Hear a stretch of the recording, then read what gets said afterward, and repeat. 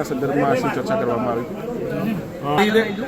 ભાગેડુ લગ્ન પ્રથામાં અમે જેટલી પણ માંગણીઓ કરી હતી એમાંથી મોટા ભાગની માંગણી ગુજરાતની સરકારે સ્વીકારી છે અને અમે આશાવાદી છીએ કે આવનારા 15 દિવસમાં ભાગેડુ લગ્ન પ્રથાના રજિસ્ટ્રેશન એક્ટમાં સુધારો થઈ જશે અને જેટલી પણ જગ્યાએ મારી પહેલાં જેમ દિનેશભાઈએ વાત કરી ગુજરાતમાં 10 કે 12 જગ્યાએ મેરેજ રજિસ્ટ્રેશનના જે કૌભાંડ અને ભ્રષ્ટાચારો થયા છે ત્યાં આજ 7 સુધીમાં ફોજદારી ફરિયાદ દાખલ કરી દેવામાં આવશે.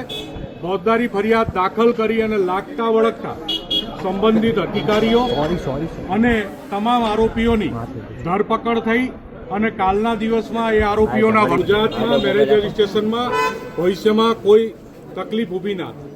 એની સાથે સાથે અમારી જે મુખ્ય માંગણી છે કે આવનારી સ્થાનિક સ્વરાજની ચૂંટણીઓમાં આર્થિક ધોરણે અનામત લાગુ કરવામાં આવે.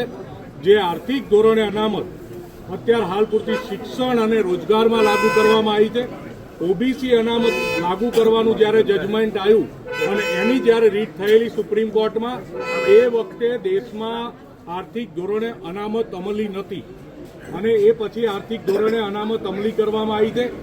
જેના કારણે ઓબીસી અનામતની જેમ જ ઓબીસી એસસી એસટીના અધિકારોને ક્યાંય પણ નુકસાન ના થાય એ રીતે આર્થિક ધોરણે અનામત લાગુ કરવાની પણ વાત સન્માનીય નાયબ મુખ્યમંત્રીશ્રીને, કાયદા મંત્રીશ્રીને અને વિભાગના અધિકારીઓને કરવામાં આવી છે.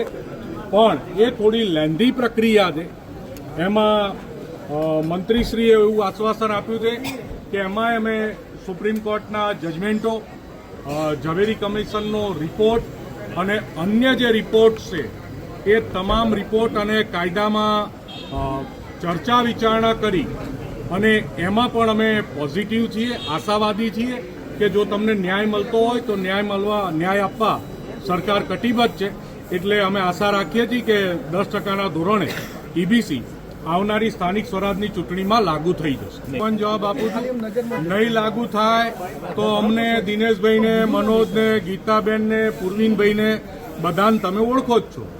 જ્યારે અમે મેરેજ રજિસ્ટ્રેશનની વાત લઈને આવ્યા ત્યારે તમારો આ પ્રશ્ન હતો ને એ આજે પૂરો કરીને આવ્યા છીએ.